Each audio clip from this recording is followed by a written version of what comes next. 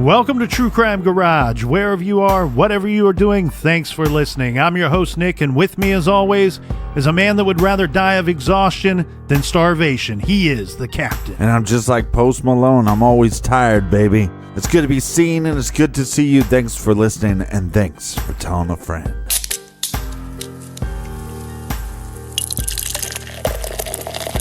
This week, we are drinking Sleepy Bear by Workforce Brewing in Plainfield, Illinois. Garage grade 4.5 out of 5 bottle caps. Strong caramel and chocolate flavors in this Russian Imperial Stout that is full of roasted malts, rye, oats, honey malt, brown sugar, and plenty of hops. The ABV is high here, 9.6%, so enjoy one of these at home in your garage. And let's give some thank yous and shout outs, Captain. First up, thanks to Alexis from Tall Timbers, Maryland. And a big shout out to Maria in Amish Country, Pennsylvania. Next, here's a good old Southern cheers to Allison in Easley, South Carolina. And a big cheers, mates, to Brian in Chandler, Arizona. And one of our favorite stops here, Captain, we have Chris and we have Sicily in Parts Unknown. Population growing, though, because we also have Jill in Parts Unknown as well. So thanks to everybody for filling up the fridge for this week's show. If you want to help us out with next week's, go to truecrimegarage.com and click on the donate button. And I'd like to give a special shout out to Craig from the YouTube channel Team Richie. I've been following you from the beginning. I just want to say cheers to you and your success. And Jeff, we don't quit. Thanks, Captain. And hey, a quick little reminder for all of our new listeners out there. Check out the Stitcher app. It's free. We've been around for a long time. We keep getting requests for cases we've already covered. Yeah. So get the Stitcher app. It's free. All of our old episodes are available right there waiting for you to listen. Yeah, and I think it's in the left-hand corner. There's actually a date. I'll say like 2019. You can actually click on that, and it's a drop-down menu. So you can go down to like 2016 and listen to those shows, or 2018, whatever. There you go. True Crime Garage on the Stitcher app. All right, everybody gather around, grab a chair, grab a beer. Let's talk some true crime.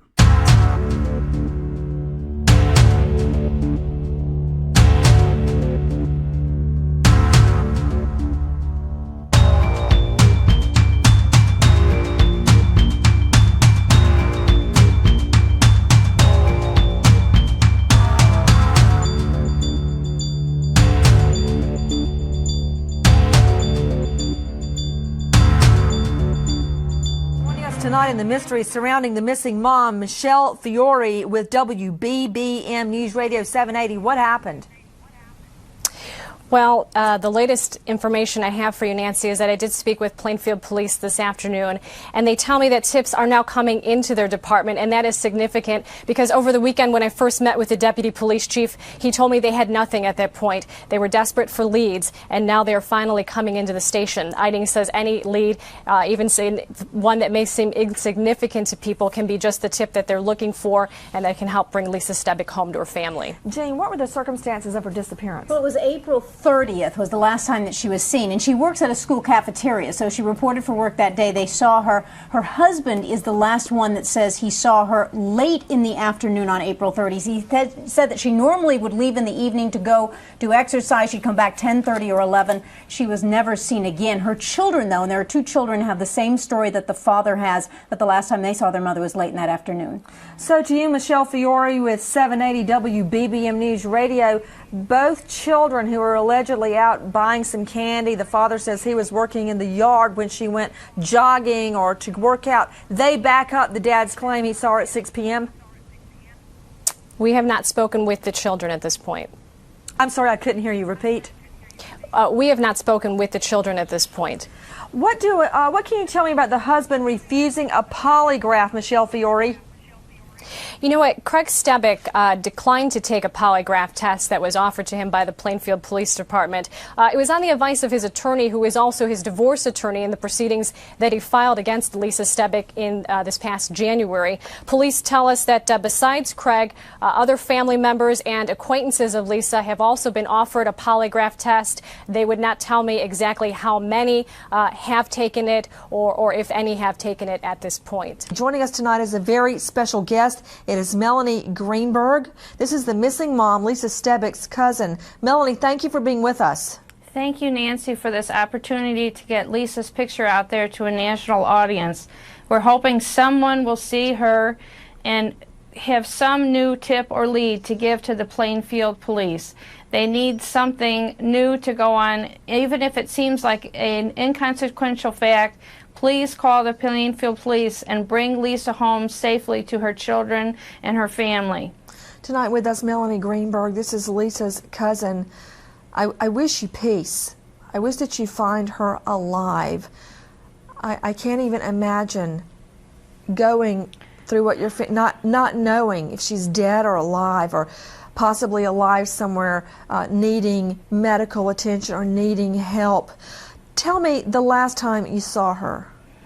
Well, as cousins in a large family, our last big family gathering was in December at a holiday gathering. Her sisters are extremely close to Lisa, and they last spoke with her on the Thursday before the Monday that she was missing. They had a lengthy conversation. Lisa was in very good spirits, and you know, it's a total mystery to us, Nancy. We just can't understand, because Melanie, there's no way that she would leave her children.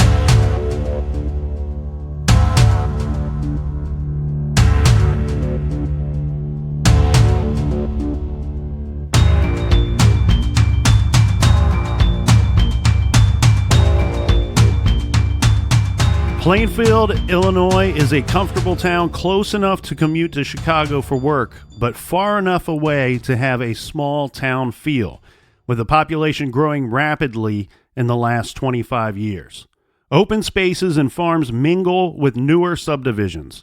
The old sections stand in contrast to the new developments.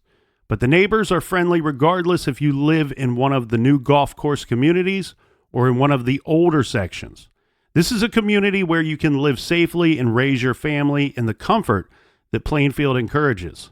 Now, the newer houses are not just from the economic boom that has allowed families to leave the familiar suburbs and venture further out down I-55 to Plainfield, but some are replacement houses for the ones destroyed by the August 28, 1990 tornado. This tornado killed 29 people and injured 350 people. More than 1,000 homes were damaged or destroyed. The tornado made it across more than 16 miles in only 8 minutes. This tornado destroyed the only Plainfield high school at the time that is now called Plainfield Central High School. Lisa Michelle Rutenberg was born on May 19, 1969 in Park Ridge, Illinois. She went on to attend Libertyville High School, where she competed on the swim team and was involved in dancing. Lisa graduated in 1987, then attended Southern Illinois University before going to Kendall College. Lisa earned a degree in hotel and restaurant management, and she worked in hotels in Lincolnshire and Northbrook. Lisa met Craig Stebic at a party. They dated and later got married on April 6, 1993. This was in Jamaica as the two eloped. 2 years later, the couple celebrated the birth of their daughter, Alexis, and their son Zachary followed about a year later. The couple lived in Waukegan, but Craig Stebic, he was a pipe fitter, so he traveled to the Plainfield area a lot for work, so they eventually moved there. Lisa Stebic was 37, almost 38 years old when she went missing on April 30th, 2007. Lisa was married for 14 years to Craig Stebic, and their two kids were 10 and 12 years old when she suddenly vanished. But before we get to the day in question, April 30th, let's look a little deeper into what was going on in Lisa's life leading up to her having gone missing. In March of 2006, so just a little more than a year before the day in question, Lisa started working as a custodian for the Plainfield School District. She was already working in the cafeteria at Lincoln Elementary. So the fill-in custodian position required her to work nights after her children were in bed, in addition to her daytime lunch duties. About a year later, she stopped the custodial work. At the time of her disappearance, she was only working at the Lincoln Elementary School cafeteria. Sloppy Joe, meatloaf sandwich. She was employed by Sodexo Food Service. She prepared lunches for the school students and earned less than $10,000 a year. Now, as a part of her routine, she would work out about 3 to 4 nights a week, starting around 6 until the gym closed, which was at 8:30 p.m. She used the gym at the local high school. She was easily remembered at the gym for her energy and how happy she was when she was there.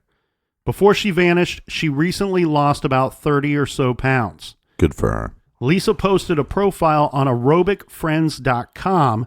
She was seeking female friends to work out with. On the website's profile, she said she wanted to include her children in her exercise routine. She also posted to health.exercisefriends.com asking how she could find running or walking partners in the area. Again, she was hoping to find, quote, female friends only, end quote, to join her in exercise. Right, but I'm just going to put this out there. She might only be looking for female friends, but I'm sure that anybody could browse the different people looking for friends. Oh, yeah. You know what I mean? So there could be some gym creeps out there, you know, scouring the internet for women looking for workout partners. Nothing like a good old-fashioned gym creep. No, they give you the creep eye, but it's also the stink eye. Well, Lisa listed her workout goals to include increased cardio, tone up, and simply get out more, meet new people, and just have fun. She stated, I am a parent and I would like to include my children in my health activities. She wrote in one of her postings she was looking for partners to get out and enjoy nature. Well, first of all, Lisa is a saint because any lunch lady is a saint, because I would not have made it this far in my life because I wouldn't have ate most of the time if it wasn't for the kind lunch ladies. Second, she's trying to improve her life, not only physically, but also, hey, you know, I've been married for a while. I have some kids. I want to meet some new positive people. Mm-hmm. And so this seems like she's on the right path of doing so. And she's a hard worker. She's working 2 jobs at one point. Well, and this is always a good thing, too, because, you know, some people, and I've been there, I've been on both sides of this, some people work out because they feel like they have to, you know, to maintain a healthy lifestyle. Right. And then you have others that are able to make it a hobby where they actually enjoy doing it and spending time working out and being healthy. And that's what it seems like to me, that this was her way of getting out of the house and doing something for herself. She probably needed a little bit of alone time. Yeah, the only thing I disagree with her on is the cardio thing, because cardio's the devil. Well, the Stebic's marriage was falling apart. Okay. In fact, in January of 2007, they filed for a divorce. FYI, most publications report this was filed in January. However, I did find a couple that stated December of 2006. Regardless, we're talking about a small window, difference of time there. Yeah, but again, we have this individual that is trying to improve herself, and maybe it's, I'm going to get a divorce and I want to look good and try to find somebody. But at this current time, it doesn't look like she's looking for, you know, the next man. No, she's obviously concerned and involved with her children's lives. That seems to be the focus there at the time. Now, during the process of this divorce, Lisa and Craig lived together with their children in the family's house. Lisa would sleep on the couch while Craig used the master bedroom. Lisa told friends that she slept with her phone and her purse next to her because she was afraid that Craig would take them, take the phone and or purse and possibly destroy them. Right. During the divorce, Lisa befriended a coworker named Ruby and would often spend her evenings at the gym with Ruby, and then often afterwards going to Ruby's house for a glass of wine and some chit-chat. Often Lisa would bring her children with her when she would visit Ruby's home. Lisa went out on a couple of dates with a recently divorced man a short time before her disappearance. I do not know this individual's name, could not find his name, but what I could find was that he was 45 years old or so. This would be about 7 to 8 years older than Lisa at the time. Well, yeah, but most women like an older man or an older captain. What I gather from this information, what little information we have on this dating situation, yeah, I don't gather that this was a serious thing. Right. I think we have somebody that's going through a divorce and someone recently divorced. Likely they were probably hooked up, let's say, or, somebody playing matchmaker probably put them together somehow. Right. So now, is her husband seeing anybody at the time? No, there's no indication that he was seeing anybody at the time. There's also not 100% evidence that he was aware that she was dating someone. Right. Again, I don't think this was a serious thing. I think it was very casual. I don't even know how many times they actually went out on a date together. I don't think it was much. Well, and sometimes if you're going, especially when I went through my situation, I'd meet women that were going through a divorce too, and we'd go out to lunch or hang out, go shopping. Somebody on the outside could go, oh, well, that's a date. They weren't dates. They were almost therapy sessions. Right. I was going to say the same thing. Anybody that's been through a tough breakup, you find yourself sitting across from someone, having a cup of coffee or sharing a drink, and it's really just you need somebody to vent with, right. Somebody to talk to, somebody that's kind of going through the same thing. There might not even be an attraction there really at all. Well, and let's face it, too. Women, they can kind of get their stuff together and start moving a lot quicker than most men. Most men, especially married for 14 years, he's probably looking a little schlubby. He probably has to get his stuff together. Well, let's go through the day of the disappearance. According to all reports, Lisa Stebic was last seen by her husband on April 30th, 2007. But it's not just that simple, right? So let's go through this. Lisa had spent most of the day going about her typical routine. She worked at Lincoln Elementary School. The lunch shifts were typically somewhat of shorter shifts, so Lisa left the school around 2:30 p.m. She picked up a sandwich from Jimmy John's on Route 59 and ran some errands before returning home. Her routine was to pick up her 10-year-old son, Zach, from Walker's Grove Elementary School at around 3:30 p.m., though no one could say with certainty that Lisa picked up Zach that Monday. Friends say Lisa... Wait. They don't know who picked him up? Well, he came home at the normal time, so everyone just assumes that the typical routine was for her to pick him up right at 3:30 p.m. So we're going to assume that she picked him up. Yes, we just don't have anybody that says, I specifically saw Lisa pick up Zach that day. Well, wouldn't he know? That's one of the tricky things with this case, and we'll get into that in a little bit. So, friends say that Lisa almost always made sure that she was home with Zach and her 12-year-old daughter until Craig returned from work in the evening time. At 5:40 p.m., Craig comes home from work and gives the kids money to go get some candy. Now, later, Lisa's friends stated to media that Lisa strictly forbid the kids from eating candy or any type of processed sugar.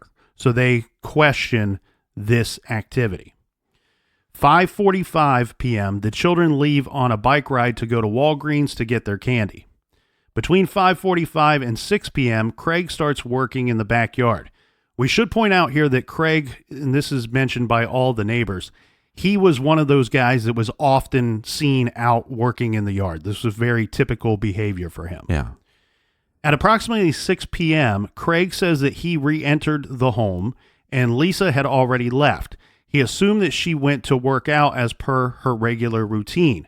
Now, some reports say that he thinks that he heard her leave, but says he didn't see her. Right. Regardless, Lisa fails to show up to work out at the high school, which was her regular routine. And that'd be at what time? At 6 o'clock is when Craig believes that she left the home. Right, but what time does she normally work out? This would be shortly afterwards. Okay. She would often arrive in the 6 o'clock hour and stay till about 8:30 p.m. You're giving us a lot of information, so I just want to clear this up. So her son gets picked up from school, 10 years old. Mm-hmm. We know that he gets home. Yes. We can assume that it's her. We Yes. have nobody saying that they saw her, but let's just assume it's her. Then the husband gives the kids money to get candy, which she wouldn't be down with, but we're also assuming that she's at home at this point. Mm-hmm. And then he states that she leaves the house roughly around 6 o'clock. Yeah, and you know what? Her friends, Lisa's friends and family, have made a lot of this thing of her husband, Craig, sending the kids out to get candy. Right. Because it's against what Lisa would typically allow. I do understand why you question that, because if something were to go down in that home, and, you know, the two witnesses would be the children. Right. Right. So I understand questioning that, but at the same time, it could be something as simple as we're going through a divorce. We don't even talk to each other. We don't get along. Right. This is dad's rules, not mom's rules. Here's some money. Let me be the star of the night and go get some candy. Yeah, but it also seems a little hush money. You know what I mean? Could be. It feels that way a little bit. But again, I'm all for Lisa. I'm all for the working out. I'm all for the cardio. But kids with no candy? Come on. Well, here's one thing that I think is very key to this case, and it is, Craig's word that we have to go off of here. We do know Lisa left her car at the family's home, but according to Craig, she took her purse and cell phone with her. I've seen some statements that say that she took her car keys as well, but that seems to be more in question than fact. So let's just point it out there. At this point, sometime around 6 p.m., according to Craig's story, his wife, Lisa, has left the home, and her purse is gone and her cell phone's gone, but her car is at the house. Right, but you would assume if she's taking her purse, she probably has a house key that she's taking her car keys with her. Right. Well, between 6:30 and 6:45 p.m., the kids return from Walgreens and they go directly to Target with their father to purchase a birthday gift for some unnamed person with their father, right? Right. Now, between 10 and 11, this is when Craig said would be the usual time that Lisa would return home after going to the gym or going out. She does not return that night.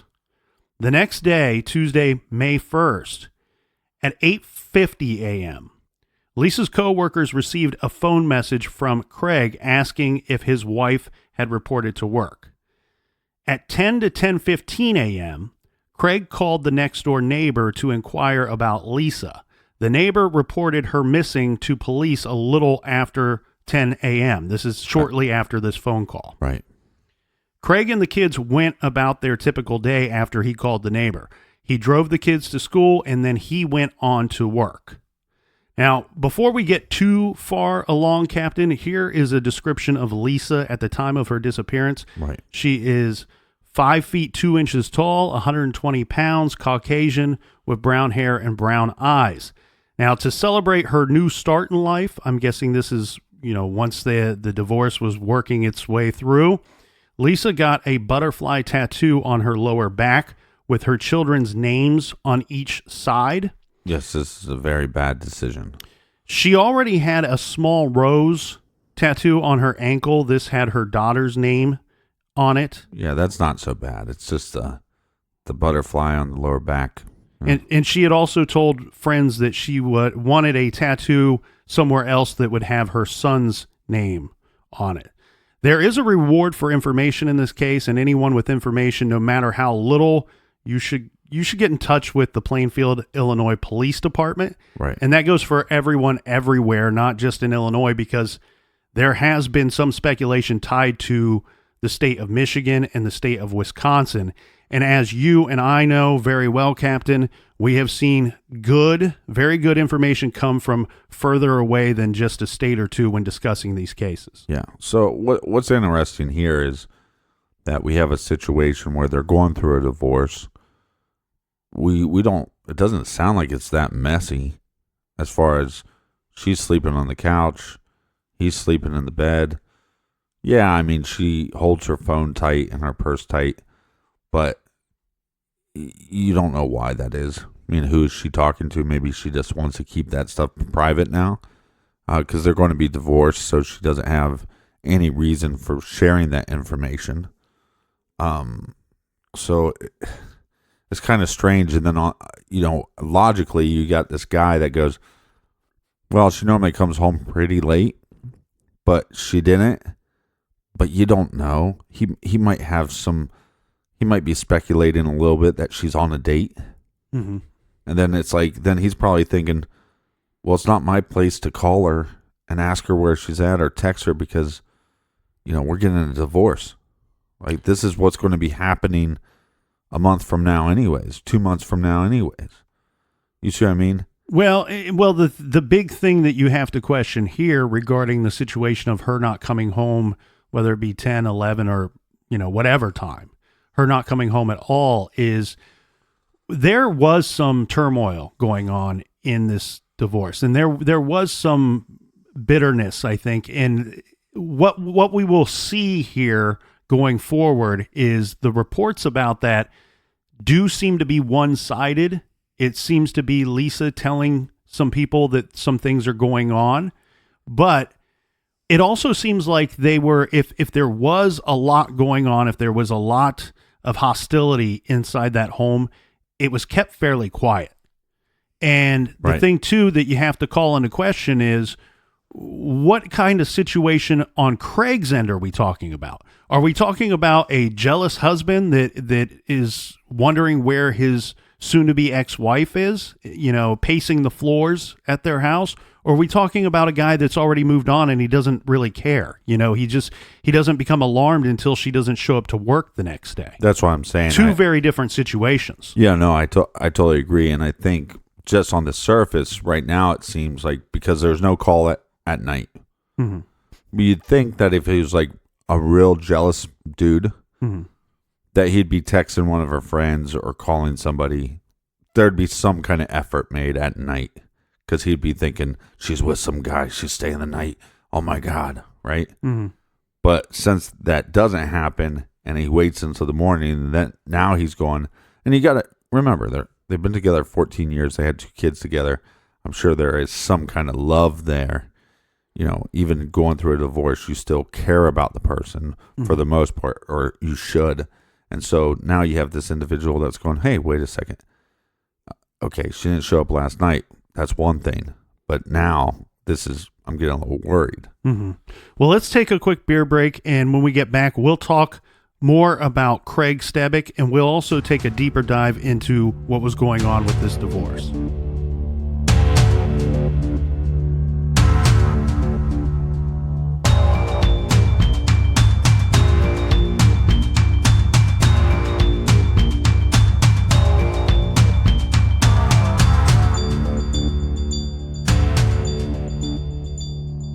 Do you want a New Year's resolution that you can actually keep? Save time and money this year by using Stamps.com.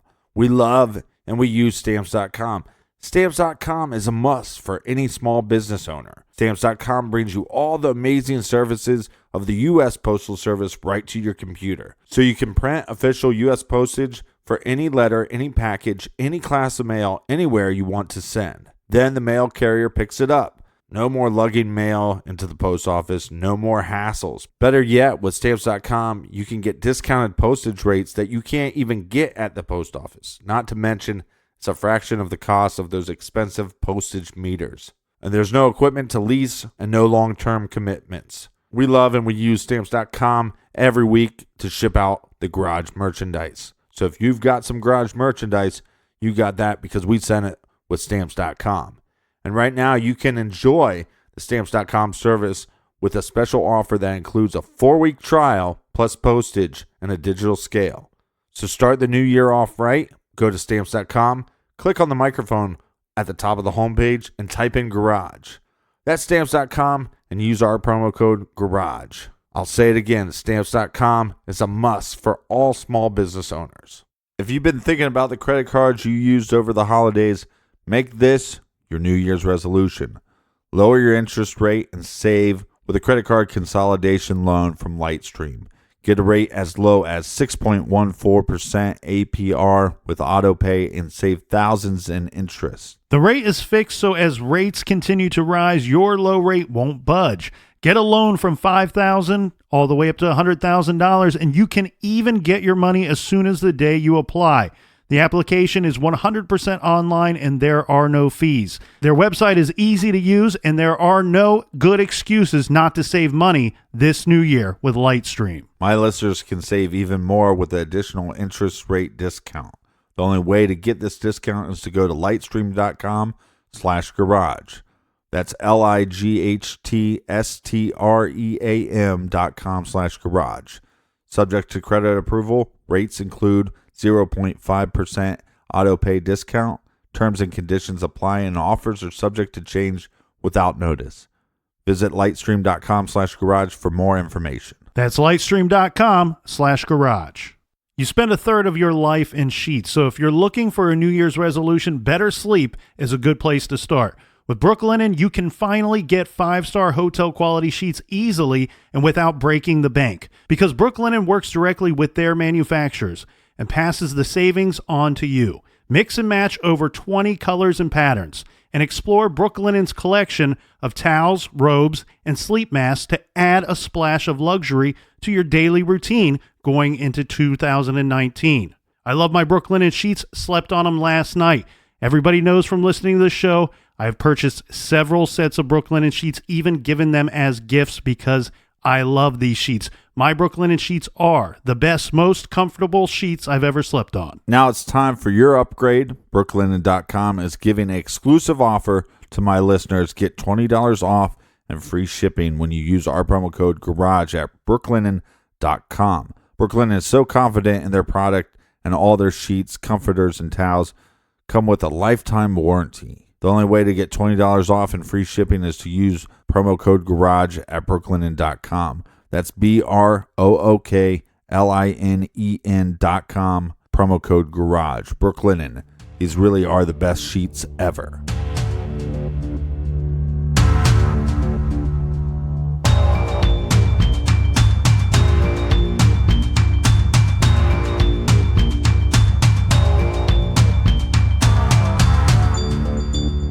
All right. Cheers, me mateys. Cheers, Captain. Let's take a closer look at Lisa's husband, Craig Stebic. Craig was a former private investigator who was working as a pipe fitter at the Dial Corporation based in Montgomery, Illinois. Craig Stebic earned more than $80,000 annually at his union job. He was working there for at least 5 years that I could tell, and it was not unusual for him to have several weeks in between jobs. He does have one prior arrest when he was arrested with his father on October 8th, 1995. I believe this was looked at as a possible illegal hunting type situation. According to the police report, fresh blood was discovered inside somewhere on the truck, on Craig's truck, but no animals were found. Police believe the two hid them in one of hundreds of mining pits that can be found in Iron County, Michigan. Craig Stebic was charged with 2 felony counts of unlawful use of a weapon after police stopped his vehicle about 1,000 feet from a school at 9 in the morning. Police found a 10-gauge double-barrel shotgun, a .44 Magnum pistol, a Ruger, and an AK-47 semi-automatic assault rifle in his Toyota pickup. Woo, woo, woo, woo. Red flags going off. Mm-hmm. I think that's what a lot of people are probably thinking. That's a lot of guns. Right. But like we were talking about earlier, maybe not so much. There's a lot of people in this country that hunt all the time. Regardless if it's hunting season or not. Correct. And one thing we should point out here is that Craig's family, I believe it might be his father, someone in his family owns a good deal of property up in Michigan that they use often for hunting purposes and, just to get away. And what you and I do know from, several friends and things like that, certain parts of this country, people just hunt when they feel like hunting, especially if they have a good deal of land. Now, Craig was also charged with 4 misdemeanor counts of unlawful use of a weapon, operating an unsafe motor vehicle, and driving while his license was revoked. So, like you said, most people thinking a good deal of red flags. The only real red flags here are the obvious. This man owns several guns. If he was hunting illegally, well, we do know he was operating his vehicle illegally. This is a guy that is going to kind of do what he wants when he feels like doing it. So let's take a look at this divorce, shall we? This was a mutual thing. And this was actually the second time around with the divorce proceedings for the Stebics. The first time the divorce was called off by Lisa after the birth of their daughter. Then Craig Stebic filed for divorce after 14 years of marriage in January of 2007. So just 3 or 4 months before Lisa disappeared. Craig says he filed for divorce when his wife declared, quote, she didn't want to be married to me anymore, end quote. He said the couple rarely spoke in 6 months, living separate lives under the same roof. His divorce petition cited irreconcilable differences. Both parents sought joint custody of their children, with Lisa Stebic as the residential custodial parent, child support, and division of their marital properties. So there doesn't seem to be anything crazy going on there, right? It all seems kind of very mutual. We're going to split up our properties. We're going to have shared custody. You're going to have the kids most of the time. All pretty regular stuff, in my opinion. Well, and to me, it sounds like this guy's going, hey, look, you don't want me. You don't want to be married to me. Okay. But he's taking the steps. He's not doing one of these maneuvers where the guys go, oh, you don't want me. You don't want to be married to me. You're going to have to divorce me. Mm-hmm. He filed the paperwork. Mm-hmm. So he, on some level, it looks like he's going, okay, well, let's get this process going and let's get this over with. And we both can move forward with our lives. As an outsider looking in, it appears to me, Captain, that these two were probably staying together or trying to make it work for some time, probably just for their children. Yeah. So Lisa's complaints against Craig were somewhat different. She states that he's unnecessarily relentless, he's cruel, inconsiderate, domineering, and verbally abusive. Now, in the divorce proceedings, there's a claim made by Lisa Stebic that Craig, her husband, is an unfit parent, and she cites one instance where she claims that one of the children was allowed to handle one of his loaded guns. She also says that he was very, very lackluster in the way that he cared for these guns, meaning the way that he just kind of kept them around the house. Right. According to Nancy Grace and CNN, on the day Lisa disappeared, she mailed a petition to her attorney seeking to have Craig removed from the home. Craig Stebic says he knew nothing about these papers. Yeah, but this is kind of weird, too, because it seems like they're both filing for joint custody. And so she's saying that you're verbally abusive, you're not a fit parent, but I'm going to give you custody half the time. Mm-hmm.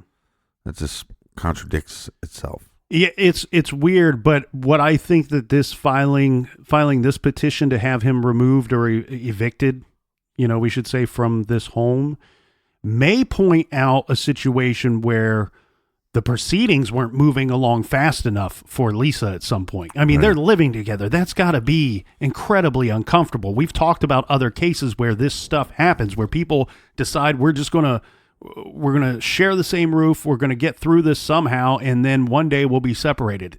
That's not a comfortable thing for either person, I have to guess. It's the worst thing you can imagine. However bad you think it is, it's worse than that. Mm-hmm. I once was doing the dishes and had my ex come up and she was laughing with anger for no reason. I haven't talked to her in weeks. Mm-hmm. She was laughing with anger and said, I can't wait till you're out of here. It's like, what did I do? I haven't talked to you for 3 weeks. Yeah, my parents used to tell me the same thing. The only prior police action regarding the Stebic's household, Plainfield police were called to the home at Red Star Drive for a report of a non-violent, that's very keyword, non-violent verbal fight between the couple. In an interview, this took place on May 10th, 2007, Craig said he called the police when his wife showed up intoxicated after being out all night. So Craig called the police. Now, later, a friend of Lisa's said that Lisa told her Craig locked her out of the house. So regardless, Craig was the one that made the phone call. Something happened that police showed up that night. Well, look, during that whole time, yes, it's not your wife anymore, or it's not going to be your wife. They're still your wife. I think there's a lot of people that are separated, quote unquote, separated, and they just start acting immature. And I could see it going both ways. Oh, yeah. She's going to go out for a little bit. She goes and has some drinks. Maybe she forgot her house key. Somebody picked her up and, I'm going to lock you out. Yeah, or it's so late that you just think, oh, you just expect me to stay at home and take care of the kids while you go do whatever you want to do? Lock the door. Well, and again, though, I think the key word in there is nonviolent. That is not Craig's words. That's not Lisa's words. That is the words of the responding officer to the call. Yeah. Now, after she went missing, after Lisa disappeared, of course, the search and investigation began immediately. First of all, the husband, no matter what, we need to look into. Oh, yeah. But the fact that they're going through a divorce, it's like, double check that box, please. Yeah. We have shirts, True Crime Garage shirts that say the husband did it for good reason. Well, we used to have those. I think they're sold out. We sold out of them. That in its own way is funny. Yeah. In that same interview that I just mentioned, this was with Fox News, Craig said that he thinks someone picked up Lisa for her exercise class the night that she went missing. Now, on Thursday, May 3rd, just 2 days after Lisa is reported missing, there is quite a bit of searching going on, specifically searching the area behind the Stebic's house. Plainfield Emergency Management Agency personnel searched the park across the street from the Stebic's house because Lisa reportedly walked and jogged there often. Hate to cut you off, but I think the idea is that we have this story coming from her husband, and he was working in the backyard all night. Mm-hmm. So then it starts becoming, well, nobody has really seen her once the boy is picked up from school. Right. So who knows if he did something to her during that time period, and was he burying her in the backyard? Well, and you know what? This is a good time to kind of lay out the property a little bit for the listeners. So their home, it was a pretty nice house, and it was in a pretty nice neighborhood, from what I could tell. Look, there's a park across the street from their home. Their backyard was surrounded by a privacy fence because they had a in-ground swimming pool. Right. So this looks to me from the pictures I saw to be probably a 6-foot tall fence. So someone that was working in the backyard, I mean, if you needed to conceal something, this would be the place for searchers to be looking in my opinion. Right. Now, police also searched Stebic's computer files for a lead. Plainfield Deputy Police Chief Mark Edding told FoxNews.com that Craig Stebic voluntarily handed over the family computer to the police. Of course he did. But now remember, he was a private investigator. A website, www.findlisastebic.com, is started, and missing flyers were distributed. Again, this is the Thursday after she went missing. Right. The next day, on May 4th, Lisa Stebic's cousin, Naperville resident Mark Greenberg, and his wife, Melanie, held a press conference in front of Lisa's house. On Sunday, May 6th, Plainfield police told reporters that they have no reason to suspect foul play so far in the Stebic disappearance. They have investigated Craig Stebic's computer records, spoken to his friends and associates, and interviewed Stebic himself several times. Police also told reporters Lisa's cell phone and credit cards have not been used since her disappearance on April 30th. Yeah, but is it... Tell me if it's just me. He was a private investigator for a while. Mm-hmm. Doesn't make you a little more suspicious? Doesn't make you a little like... You would know what to do? Yeah. This guy, he's playing with a little information, right? So, great that you turned over the computer records, but what does that mean? You know, right. Is there another computer that we're not aware of? Yeah, and here's the thing, too, that everybody needs to completely understand. It's not so much like, it's not like Craig shows up to the police department and goes, here's my computer, thought you might want to take a look. It's more of a, hey, Craig, we want to take your computer and look at it. And he goes, well, okay. You know, it's so when they say voluntary, that's the situation. Yeah. Now, we're going to see the tides shift quite a bit here, though, Kevin. But it's creepier if he shows up with his computer. Right. I got my computer for you. It's still in the box from Best Buy. Hey, I listen to True Crime Garage. They study computer. Yeah. Here's a shift in the tides, though, Captain, because now we have friends of Lisa Stebic who are telling the media that Lisa was frightened by Craig and she was attending counseling at the Guardian Angel. This is an agency that provides services to battered women. Friends also say Lisa suffered verbal abuse from her husband and after divorce proceedings began, would sleep on the living room sofa where she kept her personal belongings constantly by her side. Right. On Monday, May 7th, a $20,000 reward for information is announced. Women are natural snoopers, right? Okay. It's true. Put down your cell phone for a while and just see if they pick it up. They're going to pick it up. They're going to look through it. They're natural snoopers. They're a little nosy. That's okay. But you wonder, is this guy, I mean, what was his motivation to be a private investigator anyways? I just wonder if he's a natural snooper too. And that's one of the reasons that she's keeping all these things beside her when she goes to sleep, because he's a natural snooper. Even if he's not like jealous, even if he's just like, yeah, we're getting a divorce, whatever, but he might go, well, it's kind of funny she didn't come home that day. She's at the bar pretty long that night, and he just wants to know. Maybe he's not even jealous about it. Well, you know, there might be some truth or a lot of truth to him being controlling, because one thing we do know regarding her cell phone, this was a phone that he kind of supplied to her. Right. And it looks like he was pretty much in charge of this cell phone. Everything I could find suggests and points to that it was a prepaid cell phone, and that he was kind of in charge of the minutes that were applied to this cell phone, and he would keep the minutes quite low. Oh, that's nice of him. Yeah. Well, on Tuesday, May 8th, Craig Stebic refuses a polygraph test at Plainfield Police Station and is refusing to go into the police station for further interviews. And he asked that law enforcement not interview his children as well. Now, this other bit is less fact and more speculation, but there are stories out there that on the same day, Craig Stebic supposedly does not answer the door when FBI agents show up on his doorstep.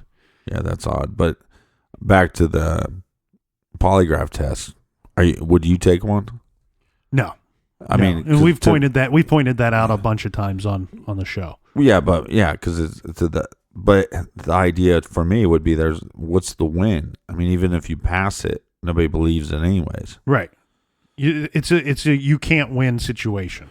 Right. Now, on Wednesday, May 9th, Craig Stebic was seeking temporary full custody of the couple's children. His lawyer, Dion Davey, said he filed the custody petition in Will County Courthouse in order to protect his client from the possibility that Lisa Stebic could return and then disappear again, possibly taking the children with her. On Thursday, May 10th, firefighters and boats searched Lake Renwick in Plainfield for Lisa Stebic. Note the lake is about 5 miles from the Stebic home. Of course, they didn't find anything. And also, authorities in Crystal Falls, this is in Michigan's Upper Peninsula, searched a cabin there, this belonging to someone in Craig's family. Actually, I believe it was his father's. We discussed this earlier. But nothing came of this search as well. Saturday, May 12th, officials from the Plainfield Emergency Management Agency continued to focus on large water areas, retention ponds, bike and jogging trails, parks, and natural areas within the village of Plainfield. Volunteers distribute hundreds of carnations to businesses throughout the Plainfield area. Attached to each flower is a photo of Lisa Stebic and contact information to report tips on her whereabouts. So volunteers gathered at a gazebo around the corner from the Stebic residence. This was to pin Stebic's photo to the carnations to be handed out on Mother's Day in hopes of someone identifying her. Alongside the gazebo was a makeshift memorial with flowers, stuffed animals, and a sign that read, "Lincoln isn't the same without you." Lisa Stebic's husband, Craig, did not participate in any of the weekend events, this according to suburbanchicagonews.com. But is this another situation where it's a no-win situation? If you help out and you do something odd at the event, or you say something wrong, or you say something and they think that you implied something else, like does that become headline news? Well, I see what you're saying, and it's a tough situation. Okay, so let's say that he is grieving or wants to protect his children from the media. Right. But what ultimately is going to happen, and we've seen this with the Scott Peterson case and other cases along the way, what's implied here is that you from the general public is that you don't care, that your efforts aren't being focused on finding this missing person. Right. And why is so many other people focused on finding her? Do you know something we don't know? So that's what I believe is implied here. Whether that's correct or not remains to be seen. Now, on Monday, May 14th, Plainfield Police and FBI Evidence Response Team and Special Operations Unit from the Joliet Police Department conducted a midnight search of the Stebic's house and vehicles. They raided the Stebic's home, taking pillows, blankets, and towels. They also confiscated the family's 2 vehicles, a 2002 Chevy S10 pickup truck and a 2004 four-door Saturn Ion.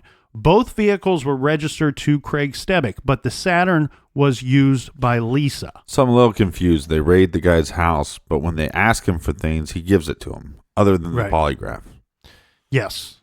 Well, but, I mean, you're going to count on finding things that you wouldn't find in a voluntary search. If you just show up in the middle of the night, maybe he's unprepared and you can find the evidence that you're looking for. It's clear that at this point, even though they're not vocal about it, the local police department believe Craig had something to do with his wife going missing.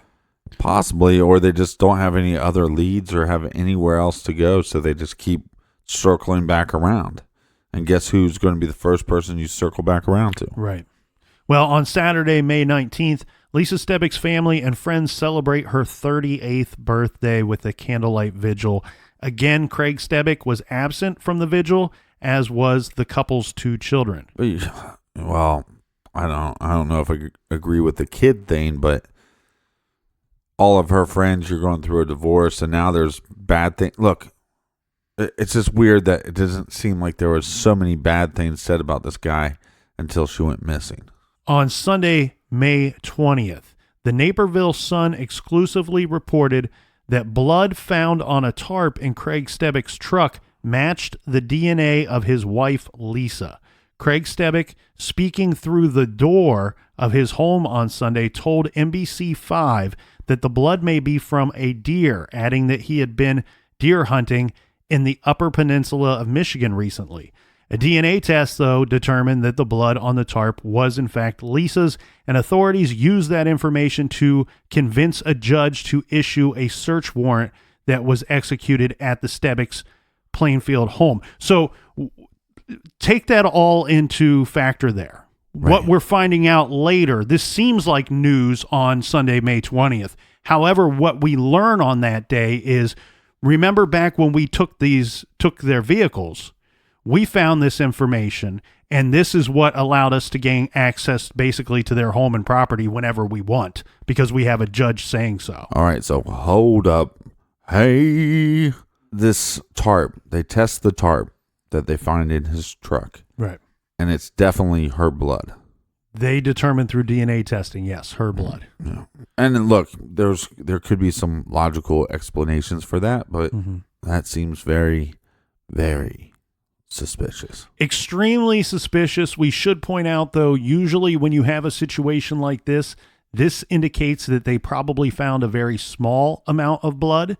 The reason why I say that is we have seen cases where they find a situation with a large amount of blood. Right. And they determine that, hey, we need to make an arrest because we probably have a murder investigation going on, not a missing persons case. Right.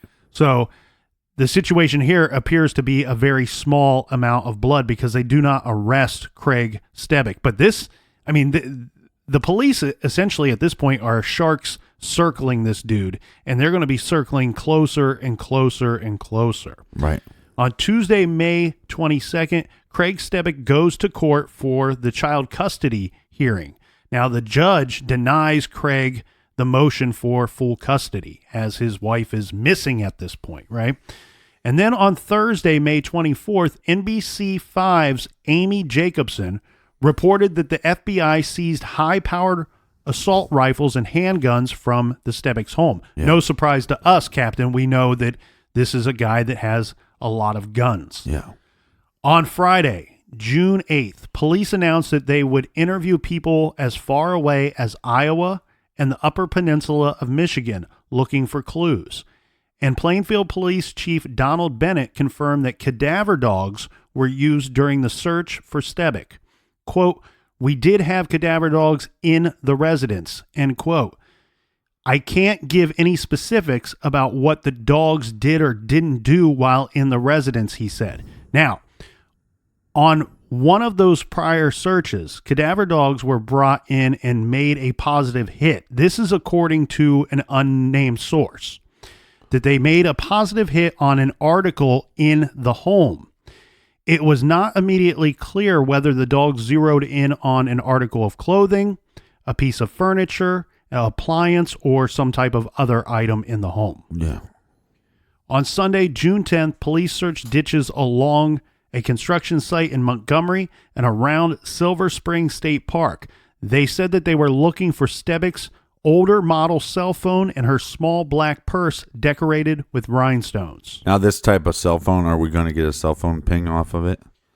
They were looking for pings regarding shortly after the time that she was last seen at the home. Yeah. This phone didn't ping anywhere. Not only was it appeared to have not been used, and again, they openly stated that her credit cards that would have been in her purse were never used after the time that she was last seen. Right.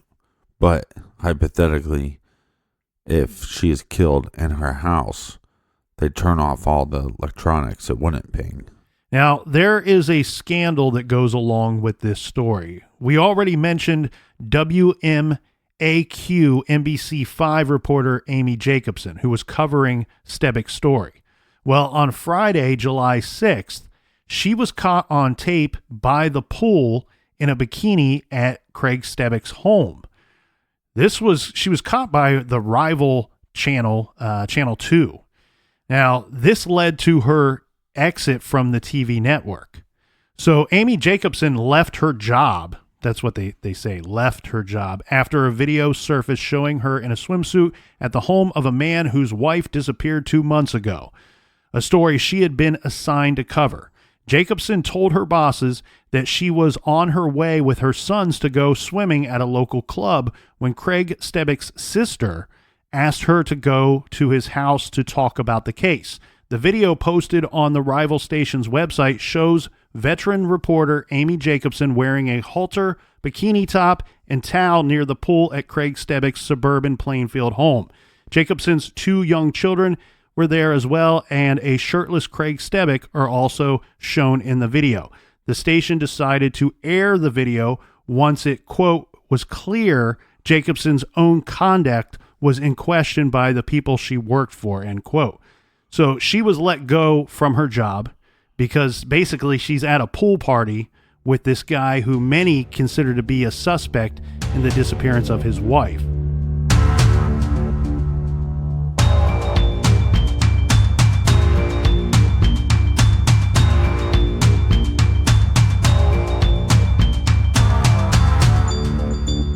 All right, so much more to get to tomorrow in part 2. For everything true crime, check out truecrimegarage.com. We will see you all back here in the garage tomorrow.